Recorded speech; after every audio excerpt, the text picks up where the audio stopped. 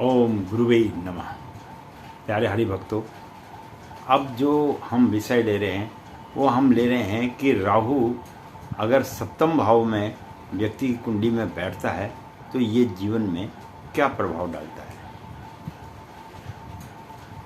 है। और ये तो आपको पता ही है कि राहु एक छाया ग्रह है, लेकिन जब ये कुंडली में बैठ जाता है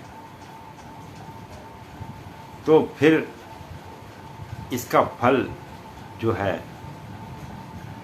वो पूर्ण रूप से उसी प्रकार देता है जैसे अन्य ग्रह अपना अपना फल देते हैं। अब राहु के बारे में सुनते ही थोड़ा लोगों के मस्तिष्क में राहु के विषय में काफ़ी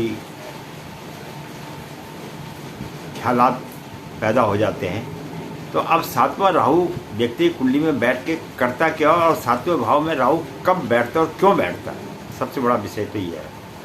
भाई पहले दूसरे चौथे में क्यों नहीं बैठा, सातवें में ही क्यों बैठा है। इसके पीछे एक ज्योतिष में बहुत बड़ा रहस्य है सातवें भाव में बैठने का। ये जो व्यक्ति ज्योतिष सीख रहे हैं उनके लिए भी ये एक बहुत बड़ी सीख है, क्योंकि हम तो अधिक समय तक अब रहें ना रहें कोई पता नहीं, पर जो बच्चे नया ज्योतिष सीख रहे हैं उनके लिए इसमें एक बहुत ज्ञानवर्धक जानकारी उसको मिलेगी। सबसे पहले तो व्यक्ति को ये दिखना चाहिए कि सातवें भाव में अगर राहु बैठता है तो वह व्यक्ति के जीवन पर प्रभाव किस प्रकार डाल रहा है, इसके पीछे का कारण क्या है। और सातवें भाव में अगर राहु बैठा हुआ है तो व्यक्ति के जीवन में जमीन जायदाद प्रॉपर्टी आदि को लेकर जो है हमेशा जो है उसके जीवन में क्लेश बना रहता है, बहुत क्लेश रहता है। और क्योंकि और ये क्लेश क्यों बनता है, क्योंकि पूर्व जन्म में पिछले जन्म में मैंने कहा था ना कि आदमी का पूर्व जन्म होता है, तो पूर्व जन्म में ऐसे व्यक्तियों ने क्या किया है कि उन्होंने अपनी धन और संपत्ति का कोई मान नहीं रखा। जब उनको पैसा मिला पिछले जन्म में तो उन्होंने उस पैसों की कोई वक़्त नहीं करी, कोई उस पर ध्यान नहीं दिया, उसका कोई सदुपयोग नहीं किया, जिसके कारण इस जन्म में उसको जीवन में उतार और चढ़ाव का सामना करना पड़ता है। ये राहु का सप्तम भाव में बैठने का फल है, जो छठे भाव में अगर राहु बैठता है। अब ये व्यक्ति के जीवन में प्रभाव किस प्रकार डालता है, ये एक बहुत बड़ी दुविधा है कि ये खेल क्या क्या खिलाएगा सप्तम भाव में बैठ के, तो वो भी एक समझने वाला है।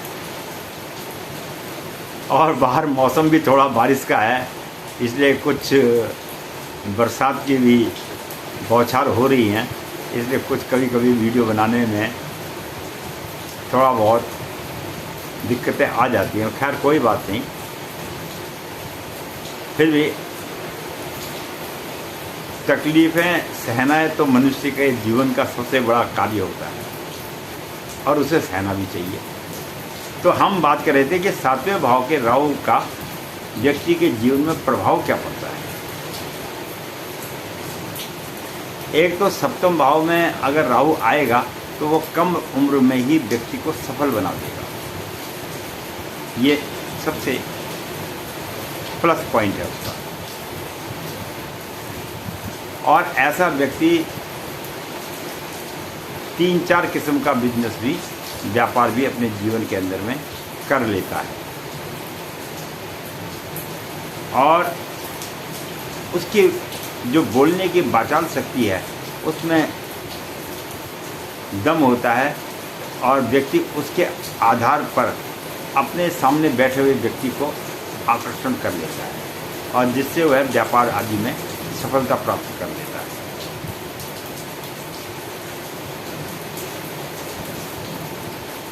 और यहाँ तक देखा गया है कि 40 वर्ष की उम्र तक में वह एक अच्छा उद्योगपति भी बन जाता है। सप्तम भाव के राहु का ये प्रभाव है, क्योंकि वो चार बिजनेस करता है तो उसको एक अच्छा बिजनेसमैन उद्योगपति बना देता है। लेकिन सप्तम भाव का राहु व्यक्ति के जीवन में जब शादी विवाह वगैरह वो करने चाहता है तो उसमें थोड़ी सी अड़चनें पैदा कर देता है, जिससे विवाह थोड़ा विलंब से होता है। और कभी कभी जब शादी नहीं होती है तो उसके मन में ऐसे वैराग्य पैदा हो जाता है, वो कहता है छोड़ो यार, शादी करके क्या रखा है इसमें। तो वो शादी की ओर भी ललायत नहीं होता है, क्योंकि उसका अधिकांश समय ज़्यादा व्यापार में लगा होता है। तो कभी कभी उसे विवाह उसका ठीक प्रकार से तय न होने पर उसके अंदर में वैराग्य की उत्पत्ति उत्पन्न हो जाती है।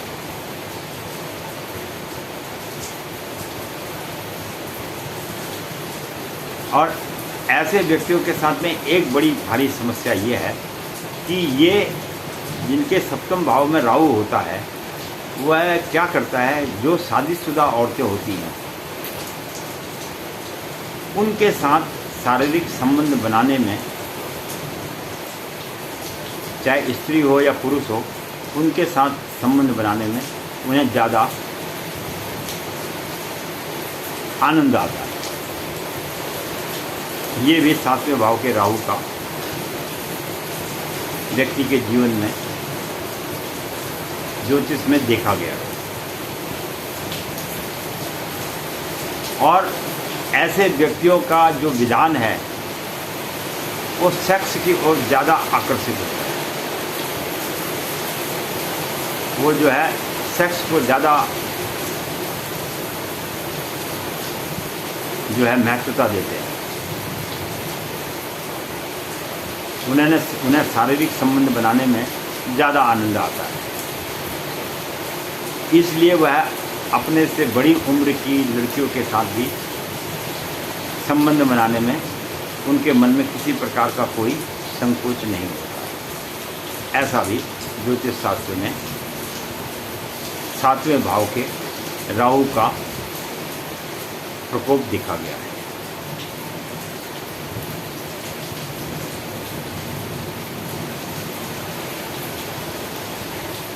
लेकिन ऐसे व्यक्ति अगर किसी संस्थान में नौकरी वगैरह करते हैं तो ये आज्ञाकारी बहुत है। मतलब किसी काम के लिए ना नहीं कहेंगे, हर काम के लिए हाँ जी कहेंगे। ये भी इनके अंदर एक विशेष गुण होता है। और अगला दूसरा आदमी इनके सामने कोई बात कहता है तो उस बात को भी ये एक श्रवण शक्ति के आधार पर समझ जाते हैं कि अगला व्यक्ति हमारे सामने किस प्रकार की बात करना चाहता है। ये भी इनके मस्तिष्क में एक विशेष गुण होता है।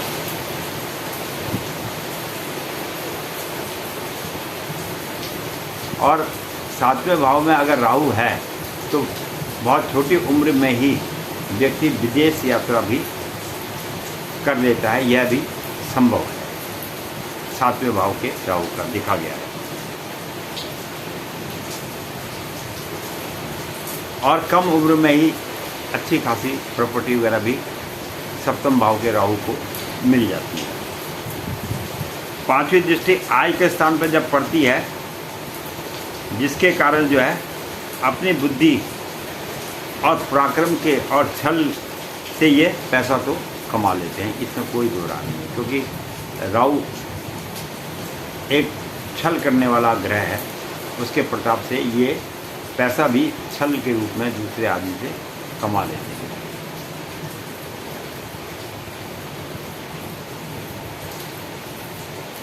कई बार ऐसा भी देखा गया है कि ज़्यादा छल आदि करने से इनके व्यापार में एक प्रकार की रोक या ब्रेक लग जाता है। ऐसा भी देखा गया है, क्योंकि छल से कमाया हुआ धन किसी का भी हो, वह एक समय के बाद व्यक्ति के हाथ से चला ही जाता है। ऐसा ज्योतिष शास्त्र कहता है।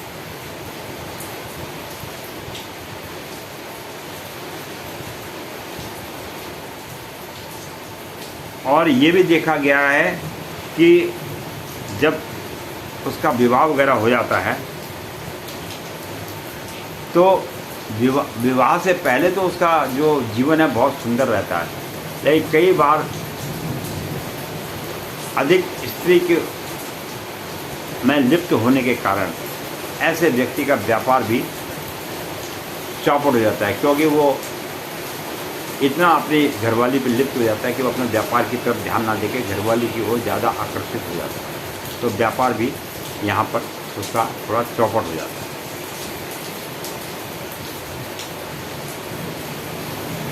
लेकिन धन की कमी तो नहीं होती है, धन तो आता ही है उसके पास में, इसमें तो कोई बात नहीं। और परिवार में जिम्मेदारियां भी निभाता है, जैसे बड़े बड़े पिता जिस प्रकार एक अपने बच्चों को पालता है उस प्रकार से अपनी जिम्मेदारियों को भी ये समझता है। और सातवीं दृष्टि लग्न में पड़ती है, जिसके कारण मानसिक तनाव और मासिक तनाव और मंथली आय जो होती है उस पर जो है थोड़ी सी दिक्कतें पैदा हो जाती हैं। ये सप्तम भाव के राहु का हमने ज्योतिष में गणना की। और ऐसे व्यक्तियों के चेहरे पर जिनका सप्तम भाव में राहु होता, चाहे लड़का हो या लड़की हो, इनके चेहरों पर फुंसी वगैरह इस टाइप की चीज़ें उत्पन्न हो जाती हैं। कहते हैं ना, इसके मुंह पर फोड़ी फुंसी हो गई है, जवानी फूट रही है, ऐसे भी कई लोग कह देते हैं। तो वो जो फोड़ी फुंसियों का जो खेल है वो उसी का ही ज़्यादा होता है जिनके सप्तम भाव में राहु बैठा हो, तो उसके चेहरे पर फोड़े फुंसी वगैरह अत्यधिक होती है। नवीं दृष्टि छोटे भाई बहनों के स्थान पर पड़ती है, तो छोटे भाई बहनों से पैसे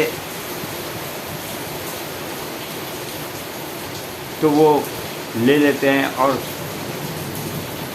देते भी हैं, लेकिन बहुत कहने के बाद देते हैं, ऐसे एकदम नहीं निकाल देते।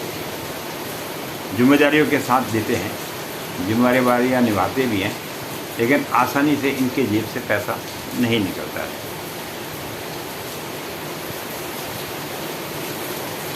और कई बार पैसों के मामले में, बातचीत के मामले में, प्रॉपर्टी के मामले में भी आपस में भाई बहनों में वाद विवाद भी इनका हो जाता है। ऐसा भी सातवें भाव के राहु के बैठने पर कुंडली में देखा गया है। ये मैं केवल मात्र आपके राहु के बैठने में बता रहा हूँ। अन्य ग्रह बैठेंगे तो मैं बार बार आपको इस बात से आग्रह कर रहा हूँ कि अगर अन्य ग्रह साथ में बैठेंगे तो फिर विचार और कुंडली का विवेचन दूसरी प्रकार से किया जाता है। ये केवल मात्र अकेले राहु के सप्तम भाव में बैठने का प्रभाव है। अन्य ग्रहों के साथ बैठने पर उसका प्रभाव और तरह से हमें ज्ञात करना चाहिए। और ये भी देखा गया जिसका सप्तम भाव में राहु होता है, ऐसे व्यक्ति की बातों का ना तो समाज न परिवार वाले कोई महत्वता नहीं देते, उसको जीवन में कोई महत्वता नहीं मिलती है जिनके सप्तम भाव में राहु बैठा हो। लेकिन व्यापार के मामले में तो आपको यह एक सफल व्यक्ति जरूर बनाता है, इसमें कोई दो राय नहीं है, और सफलता प्राप्त भी कर लेता है।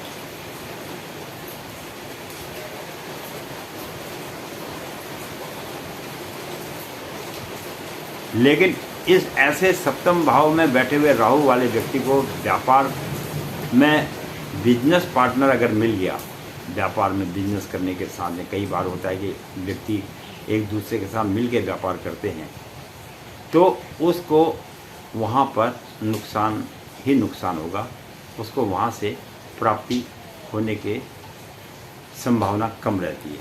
और वो एक प्रकार से समझो पार्टनरशिप अगर करता है तो वो बर्बाद ही हो जाता है, वो उसमें आबाद नहीं हो पाता, वो बर्बाद हो जाता है। और ऐसा व्यक्ति किसी दूसरे व्यक्ति को जीवन में धन पैसा आदि अगर कोई चीज़ देता है तो उसको वह वापस प्राप्त नहीं होता है। इसलिए सप्तम भाव में जिसके राहु हो, ऐसे व्यक्तियों को कोशिश ये करनी चाहिए कि वह लेन देन के मामले में सतर्कता बरते और अपना पैसा दूसरे व्यक्ति के हाथ में इस भाव से ना दे कि ये मुझे लौटाएगा। हाँ, अगर किसी को धन देना तो इस बात को देके देना कि यह धन मुझे वापस नहीं मिलेगा, तब तो देना अलग बात है। और अगर वापस लेने की नीयत से उसको दिया जाएगा तो वह धन आपको कभी प्राप्त नहीं होगा, उसमें आपको बड़ी परेशानियाँ, कठिनाइयाँ, लड़ाई झगड़ा आदि भी हो सकता है। तो ये राहु के सप्तम भाव का मैंने आपको सामने थोड़ा सा सूक्ष्म रूप से विवरण दिया है। आशा करता हूँ आपको आज राहु के सप्तम भाव के विषय में भी जानकारी दी। अब हम कुछ लोगों के हमारे पास में मैसेज आए हैं कि हमें अष्टम, नवम और दसम और एकादश और द्वादश भाव के विषय में भी राहु के बारे में बताना। तो अब अगली जो वीडियो बनेंगी अब अष्टम भाव की बनाएंगे कि अष्टम भाव में राहु क्या फल देता है, वो आप अगले वीडियो में देखेंगे। और इसी प्रकार अपना प्रेम बनाए रखो। बहुत अच्छा लगता है आप लोगों के सम्मुख मुझे भी कुछ जो ज्ञान बीच बीच में आप लोगों के द्वारा प्राप्त होता है, उसे अति प्रसन्नता होती है। क्योंकि अगर किसी विषय में जब ज्ञान की जैसे जैसे प्राप्ति होती है तो व्यक्ति उसमें फिर और अधिक खोज करने की कोशिश करता है। और बाकी रह गया लोगों के विचारों की, ये तो पृथ्वी पे 800 करोड़ लोग हैं, तो सबके विचारों के हिसाब से तो हम नहीं चल सकते हैं। हमें तो अपने जो ज्योतिष विद्या का अध्ययन किया है, हम तो उसके हिसाब से ही चलेंगे। बाकी लोग अधिकांश जानकार ना होके भी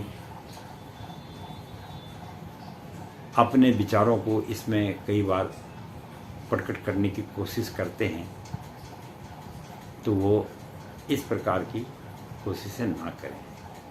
क्योंकि आप जिस व्यक्ति के सामने इस वीडियो को सुन रहे हैं वह भी अपने में कुछ ज्योतिष का विशेष ज्ञान रखने के बाद ही इन विषयों पर आपके सामने प्रस्तुति मैं देता हूँ। बाकी विद्वानों की कमी नहीं है, हम नहीं कहते कोई विद्वान नहीं है करके, विद्वान हैं, लेकिन विद्वान तभी उसकी विद्वता आती है जब वह हमसे भी अच्छे प्रकार से इन विषयों के बारे में व्यक्ति को ज्ञान की प्राप्ति दे कि वास्तव में ज्योतिष क्या है। मैंने फिर बोला, ये ज्योतिष हमारे और तुम्हारे हाथ की बनाई हुई वस्तु नहीं है, ये स्वयं हमारे ऋषि मुनियों की हमको दी हुई एक बहुत बड़ी धरोहर है। और इसका सम्मान करते हुए हमें व्यक्ति के जीवन के बारे में थोड़ा बहुत अनुभव होता है। इसके साथ ही बस अपना प्रेम बनाए रखिए, अगले वीडियो का इंतज़ार कीजिए, उसमें फिर हम आपको राहु के अष्टम भाव के बारे में जानकारी देंगे। वीडियो देखने के लिए बहुत बहुत धन्यवाद।